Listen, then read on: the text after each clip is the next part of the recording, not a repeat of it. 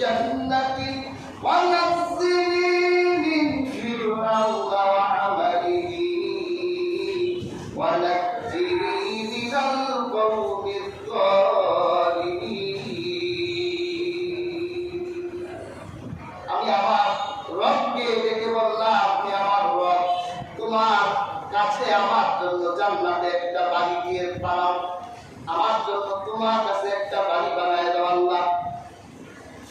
আল্লাহ পাক আমার জন্য সেই বাড়িটা আল্লাহ বানিয়ে দিলেন। আমি দেখতেছি সেই বাড়ি আল্লাহ তার কাছে জান্নাতে আমার জন্য একটা বাড়ি বানাই দিয়েছে। আর আমি আল্লাহর কাছে এখন নাজাত চাইলাম, আল্লাহ ফেরাউন তার দলবল তার কর্মকাণ্ড থেকে আমাদের মুক্তি দেয়। ওয়ানাজ্জিনি মিনাল কওমিজ যালিমিন, আর জুলুমবাজদের কাছ থেকে আমাকে মুক্ত করে।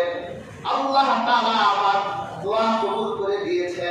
ফেরাউন, তুমি আমার যতই নির্যাতন করো, আমার রূহটা বের হওয়ার সাথে সাথে আল্লাহর জান্নাতে পৌঁছে যাবে। সুবহানাল্লাহ। দেখেন, একজন মহিলা মানুষ, একজন নারী মানুষ, তার এই হৃদয়ের ভিতরে সে পৃথিবীর সবচেয়ে বড় জুলুম, আল্লাহ ছাড়া অন্য কাউকে স্থান দেওয়া এটা সবচেয়ে বড় জুলুম, এটা শিরক। একজন মহিলা মানুষ তার এই হৃদয়ে এত অত্যাচার সহ্য করলো, এত নির্যাতন সহ্য করলো, কিন্তু তার এই হৃদয়ের ভিতরে আল্লাহ ছাড়া কাউকে স্থান দেয় নাই। আমাদের নির্যাতন করতে হয় না, আমরা আনন্দের সাথে পীর সেজদা দেই। কেন দেই? উদ্দেশ্য হলো আমরা পীর সেজদা দেই না, পীর তার কলবের ভিতরে আল্লাহ ঢুকে যায়, আমরা ওই আল্লাহকে সেজদা দিই। পীরের সুরতে এই কথা কোনো মুসলমানের কথা হতে পারে না। এই কথা যখন যে বলবে, এই কথা, এই বিশ্বাস যখন একজন মানুষ ধারণ করবে, সাথে সাথে সে ইসলাম থেকে খারেজ হবে, কাফের পরিণত হবে। ওই অবস্থায় মারা গেলে তার নাজাত হবে না, জাহান্নাম হবে তার বাড়ি।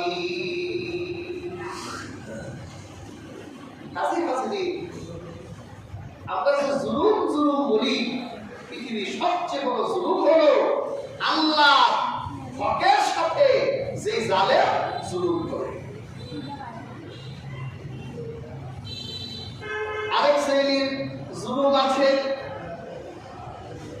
আয-যুলমু আলান নাফস। একজন মানুষ তার নিজের সাথে সে জুলুম করে।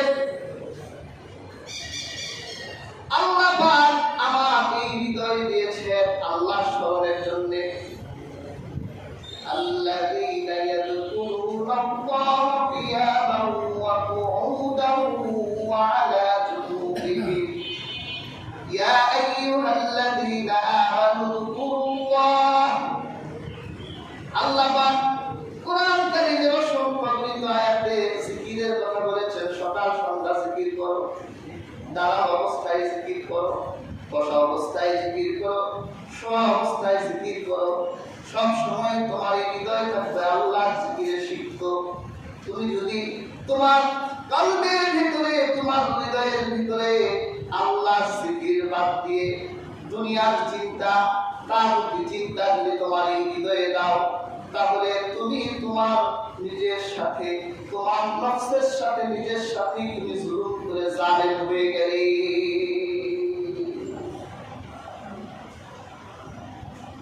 এই জন্য হাজিরিন, এই জুলুম করা যাবে।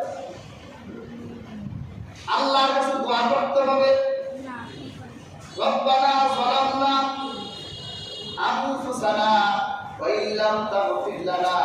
হযরত আদম এই দোয়া করেছে। হযরত আদম যখন বেহেশতের ওই বৃক্ষের ফল যখন তিনি খেয়েছিলেন, তখন তিনি বুঝতে পারলেন তার দ্বারা জুলুম হয়ে গেছে। এক মুহূর্ত দেরি করেন নাই, আল্লাহর কাছে তিনি দোয়া করেছেন, রব্বানা যালামনা আনফুসানা, ও আমার রব, আমি আমার নিজের সাথে জুলুম করেছি। আমাদের দ্বারাও যদি কোনো জুলুম হয় এরকম, আল্লাহ তাআলা ইবাদত বন্দেগী না করে যদি আমরা কোনো পাপ করে ফেলি, অন্যায় করে ফেলি, তাহলে আমাদের সাথে আমরা জুলুম করলাম। এটা যখন আপনি বুঝতে পারবেন, এক মুহূর্ত দেরি করবেন না। আমাদের বাবা যে শব্দে দোয়া করেছেন ওই শব্দে দোয়া করবেন, রব্বানা যালামনা আনফুসানা ওয়া ইল্লাম তাগফির লানা ওয়া তারহামনা লানাকুনান্না মিনাল খাসিরিন। এইভাবে আল্লাহর কাছে অধিক পরিমাণ দোয়া করতে হবে, নিজের সাথে নিজের জুলুম করা যাবে না। প্রিয় হাজিরিন, আরেকটা জুলুম হলো আয-যুলমু ফি হাক্কিল ইবাদ, আল্লাহর বান্দাদের সাথে জুলুম করা। হাজিরিন, আজকের এই পৃথিবীতে আমরা অনেক ধার্মিক আছি, ধর্মের কর্মে অনেক আগানো, কিন্তু জুলুমের বেলায় যখন আমরা জুলুম করি তখন আমাদের কাছে এটা বিশেষ কিছু মনে হয় না। আমরা অনেকে আছি এগুলো জুলুমই মনে করি না, ঠিক কিনা বলে?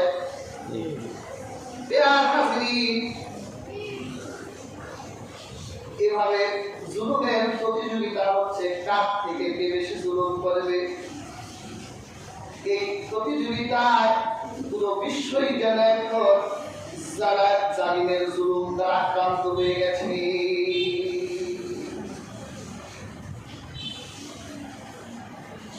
ধর্মে করবে অনেক আগে, আমরা নামাজের বেলায় সবার আগে, রোজার বেলায় সবার আগে, যাকাতে সবার আগে, আবার জুলুম করার বেলায়ও পিছিয়ে নেই, সবার আগে। জুলুমের প্রতিযোগিতা চলছে। ক্ষমতাবান রাজা জুলুম করে প্রজার উপর, বিত্তশালী জুলুম করে দরিদ্রের উপর, সবল জুলুম করে দুর্বলের উপর। এভাবে আজ গোটা পৃথিবী জালিম আক্রান্ত, জুলুমে আক্রান্ত হয়ে গেছে। আজকে মনে হচ্ছে যেন জুলুমের প্রতিযোগিতা চলছে। মনে রাখতে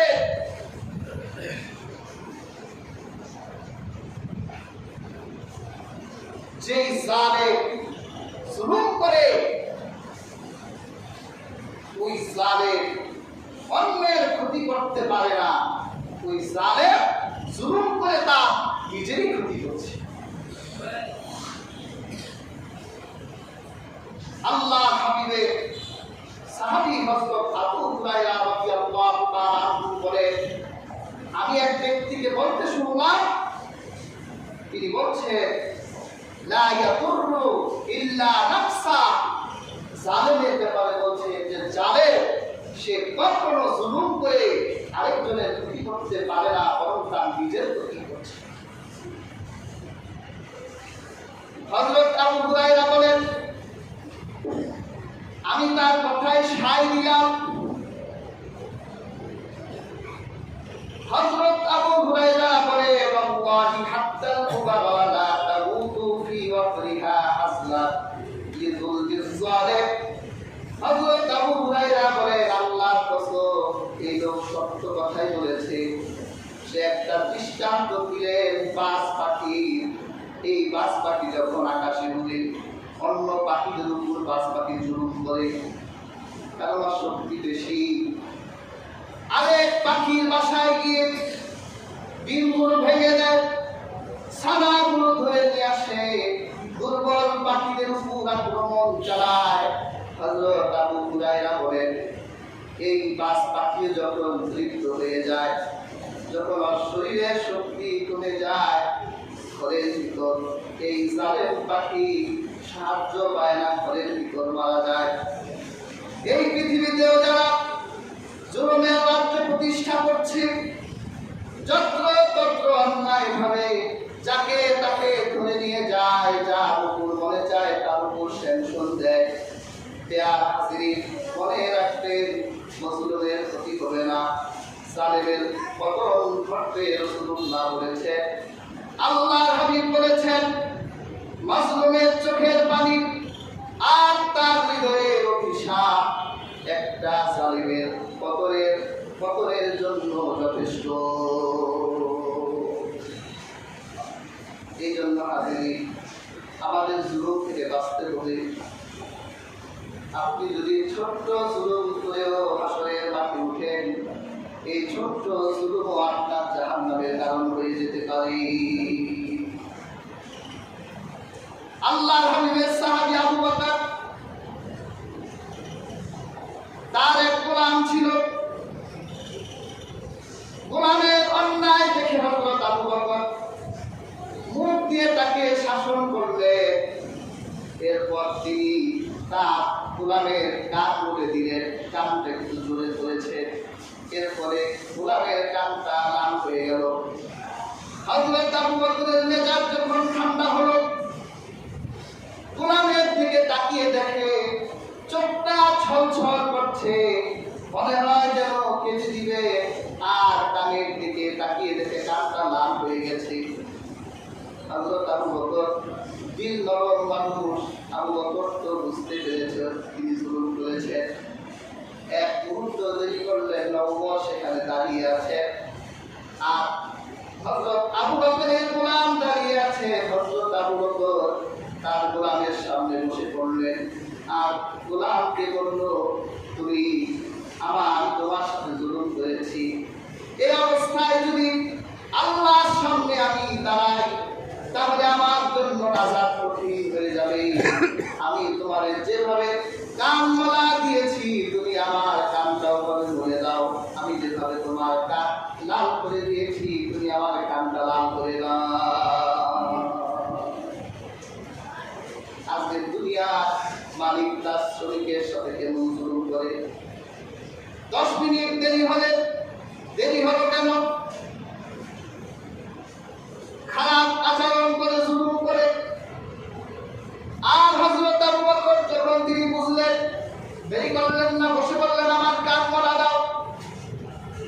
গোলাম তো ভয় পেয়ে গেল, সিদ্ধান্তহীনতায় পড়ল, কি করি? হযরত ওমর রাদিয়াল্লাহু তাআলা সেখানে ছিলেন। হযরত ওমর বললেন, কিরে গোলাম, তুমি এই কথা বলতে পারো না? আবু বকর, আমি তোমাকে মাফ করে দিলাম। তুমি কি এইটা বলতে পারো না? তুমি এটা বলো। আবু বকর, আপনি উঠে যান, আমি আপনার কান মালা দিব না, আমি আপনাকে মাফ করে দিলাম। তখন সেই গোলাম বলল, আবু বকর, আপনি উঠে, আমি আপনার কানে কেমন করে হাত দিব? আমার তো সেই সাহস নাই, আমি আপনাকে মাফ করে দিলাম।